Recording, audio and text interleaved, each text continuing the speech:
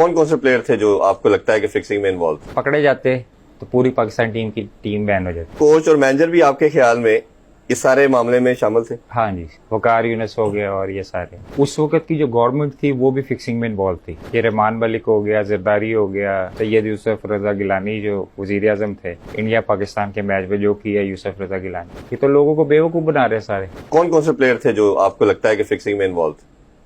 देखिए उस वक्त तो अब डाव नहीं भैसे करना चाहता है।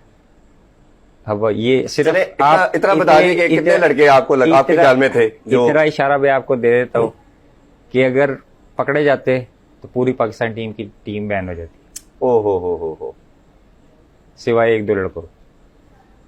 फिर तो मेरा ख्याल है पीछे रह कोई नहीं गया। एक तो आप थे या शायद आपके अलावा एक और। हाँ, एक दो और थे। उसके अलावा पूरी टीम ही बैन हो जाती। तो आपको लगता नहीं है कि इतनी क्रूशल टाइम के ऊपर, इतने सीरियस टाइम के ऊपर जब आप छोड़ के चले गए तो आपको बोर्ड को या मैनेजमेंट को ये सब कुछ बताना चाहिए था? नहीं, मैनेजमेंट खुद मिली हुई थी।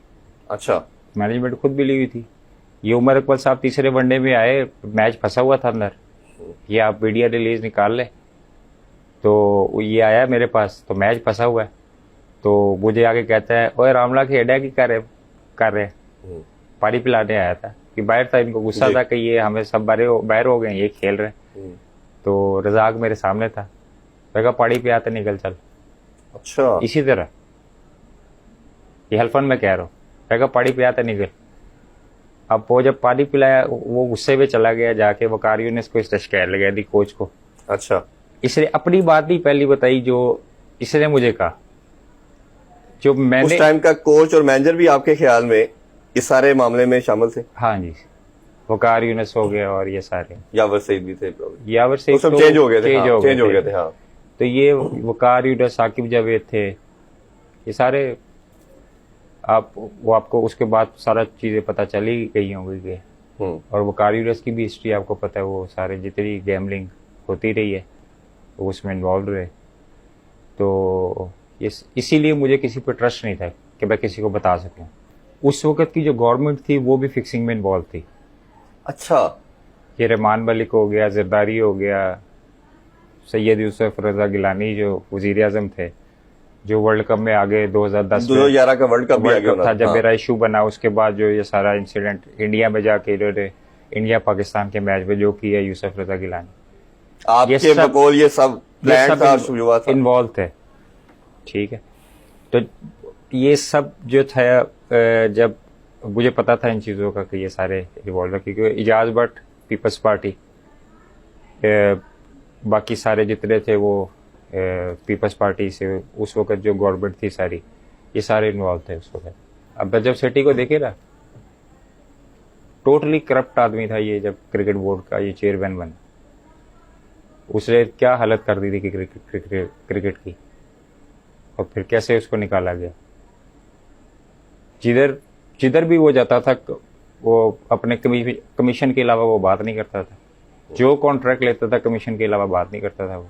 लाखों फैन, करोड़ों दुनिया टीवी पे मैच देख रही है और जिस तरह दुआएं कर रही होती है, इमोशन अटैच होते हैं, और अगर इस तरह की चीजें जिस तरह आपने बताया सब कुछ हो रही है, तो फिर ये तो उस खेल के साथ उसके साथ बहुत बड़ी ज्यादती है। पूरी दुनिया में जितनी लीग्स हो रही है आपकी, जितनी आपकी इंटरनेशनल क्रिकेट हो रही है, ये तो लोगों को बेवकूफ बना रहे हैं सारे।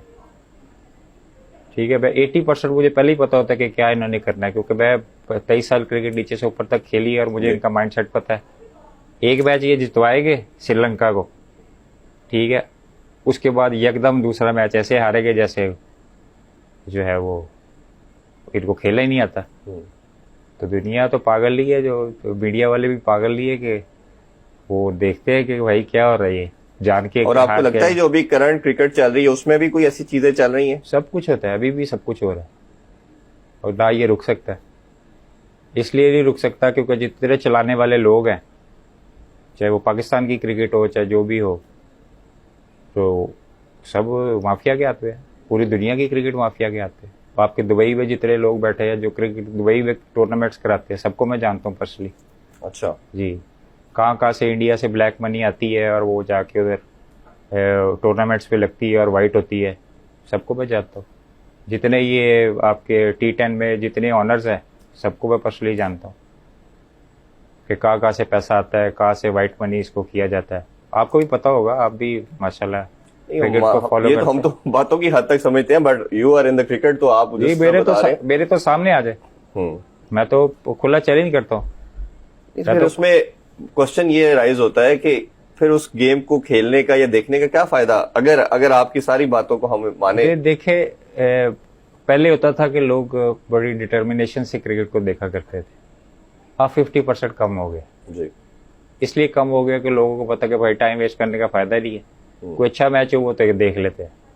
अब टेस्ट सीरीज हो रही है श्रीलंका की, मैं गारंटी से कहता हूँ 50% जो फॉलोअर्स थे वो नहीं देखे। सही कह रहे, जो खेलने वाले हैं, जुआ खेलने वाले हैं या दूसरी चीजें करने वाले हैं, गलत एक्टिविटी, वो बस बैठ के देखते होंगे। बाकी तो मेरे जैसा बंदा, मैं क्रिकेट खेलता हूँ, मैं भी टाइम वेस्ट ही करता कि भाई मैं इससे अच्छा दूसरा कोई काम कर लूँ अपना, तो ये इनको देखने का क्या फायदा।